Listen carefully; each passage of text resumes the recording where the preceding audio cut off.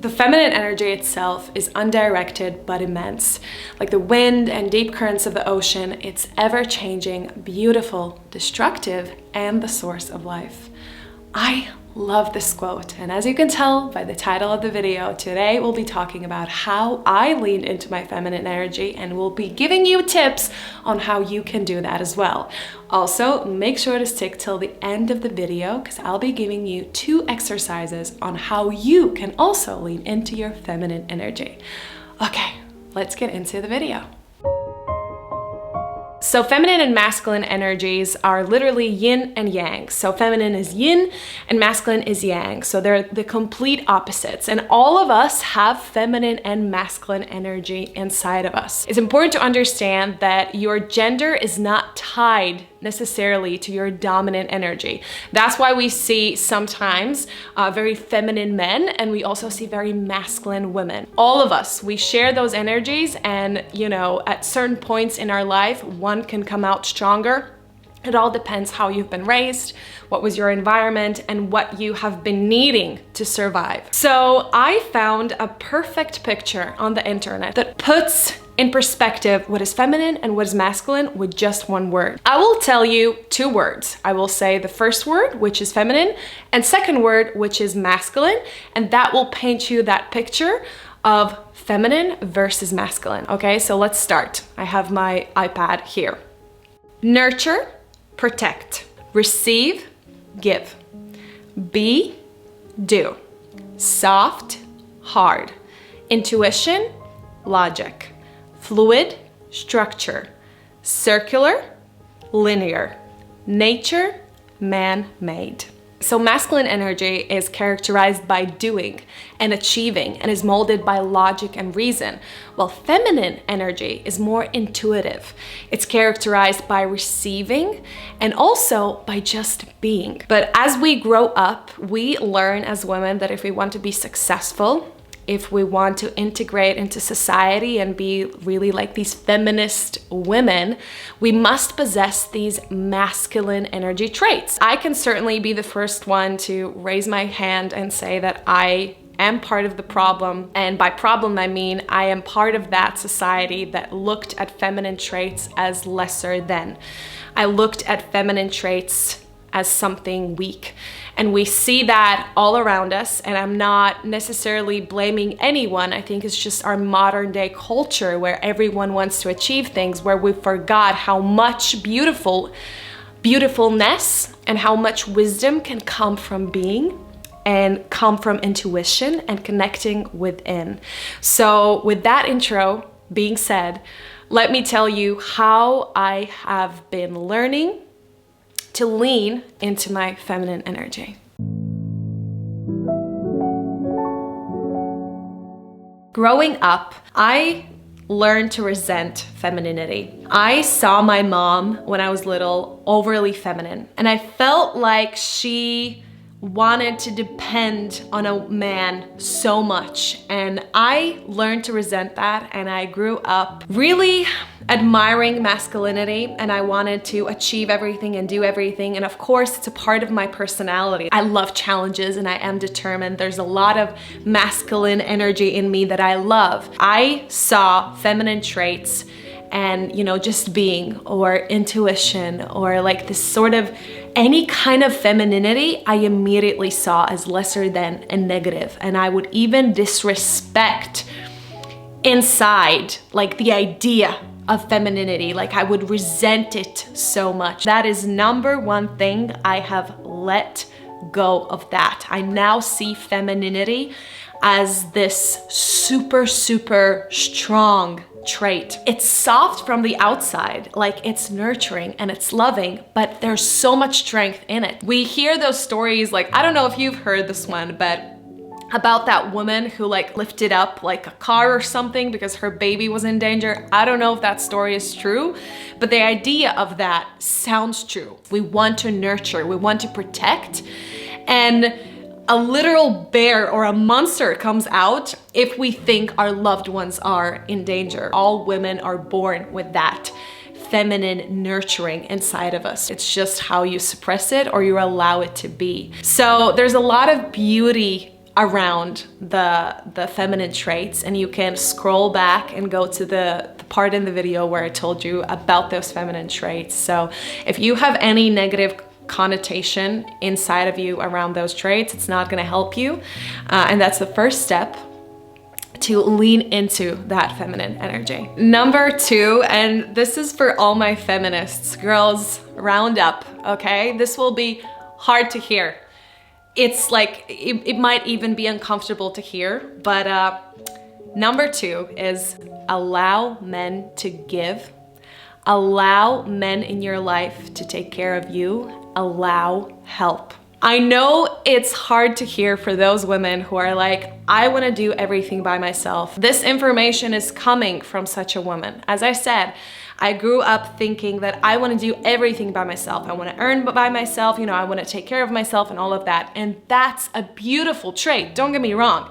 I still plan to continue in my life to be able to take care of myself, but that, and here's the key part, that does not mean you can't still allow men to take care of you. When you allow men to take care of you, if you have a boyfriend or your father or whatever, when you allow that, you immediately tap into your feminine energy because you are receiving. And the man also can tap into his masculine energy. So as I said, there's a beautiful balance happening. So again, I understand you girls who don't feel comfortable with that and you feel like you want to take care of yourself and you feel uncomfortable if a man wants to pay for you. It sounds so silly, but I really was that person. Again, everything is about balance. You do not need to lose your personality. You just need to allow yourself sometimes to be the receiver. That is very feminine, to receive and to just be and to allow that help come into your life. You do not need to do everything by yourself. The third thing that has allowed me to tap into my feminine energy is going into nature. So obviously nature is both, because nature is nature. There is masculine and feminine energy in nature. You know, it's yin and yang. But I would argue there's a reason we call it Mother Nature. There's something very soothing and beautiful about connecting to the nature. And the crazy thing is, whatever you're lacking in, nature balances. If you are a woman lacking in your feminine energy and you go into the nature, you will be able to connect. If you are a man lacking in your masculine energy, when you go into the nature, you're able to connect. That's the beauty about nature. And not to sound super stereotypical, I might sound a little bit stereotypical, and that's fine. I think there's also a reason why when men go into nature and women go into nature, we are attracted to different things. So men would often go, you know, hunting or fishing or you know, building fires and going through like these extreme nature circumstances, right? Where a lot of their masculinity comes out. And when women go into nature, you know, we love to take walks or, you know, relax and just be and all of that. Again, these are very much stereotypes. There are different men and women who like different things, but in general, we see that a lot because nature brings what you lack. So if you want to tap as a woman in your feminine energy, go outside, go into the nature. I take walks so much. I go to the woods and by the sea and by lakes, and I always become so happy because I'm allowing myself to be. And again, being is a very feminine trait. Number 4, I dance or am creative in other ways, but I've found that when I dance, but by myself, that's the key, not like dance in a club. When I dance to a song that I love, or I, you know, really move my body, I feel very feminine because again, it's a form of sensuality. It's a form of like feeling the rhythm and feeling your body, and that act of feeling yourself, you know, helps me be present and helps me feel like a woman. Sensuality in general helps you tap into your feminine energy. And I can tell you that also if you prepare a dance for your man, that also will make you feel very feminine. And you know exactly what type of dances I am talking about. And if you don't, then it's like a dance you devote to your man. Either way, any kind of creative outlet, dance or writing or singing, again, these type of things, creativity in general, is a feminine trait, feminine energy trait. So tap into that, find what you like, find how you can be creative and see what happens. Number 5 is nothing original, but I still wanted to put it in because that's really what helps me. And that is glamming up, getting ready, dressing up, all of those things that allow me to take care of my body and my looks. It makes me feel feminine. I think 90% of the time it works. Obviously, there are many other things that go into my femininity, but when I get ready, I feel beautiful and I feel like I can conquer the world. So there's a lot of beauty in that. And I think sometimes as we get older, I don't know if any other women experience this, we tend to kind of not care as much, which is a good trait. But with that not caring about like what other people will say, we sometimes start to slack a little bit more, like not put in that much effort. And again, you do you, always. But if you are trying to get back to that feminine energy spot or increase that, glamming up will help you, taking care of your hair, your skin, your everything, your look. It will really, really help. At least it always helps for me. And number 6, I activate my senses. Let me explain what I mean by that. So our bodies hold a lot of power and wisdom as women, and actually feminine energy is far more connected to emotions and feelings and intuition than the masculine. So doing things that help me activate all of my senses helps me again to connect with those feelings because I'm being present in the moment. So a great example is taking a bath or even doing some sort of a bath ritual. You take the bath and you feel the water touching your skin, right? So that's touch. You light a candle. It has some sort of aroma, so you can, feel that aroma. You put nice music in the background so you hear that. You see the bubbles or, I don't know, read something. You're activating all of your senses and you're being very, very present in the moment. I think that's why I've mentioned this before. I also love my skincare rituals because it allows me to just be with my skin. I can smell the products, I put it on my skin, I pamper myself. Sometimes I like to light a candle or listen to some music, and that allows me to connect within. So the first exercise is a writing exercise, and you will have to answer 3 questions. Number 1, what does femininity mean to you?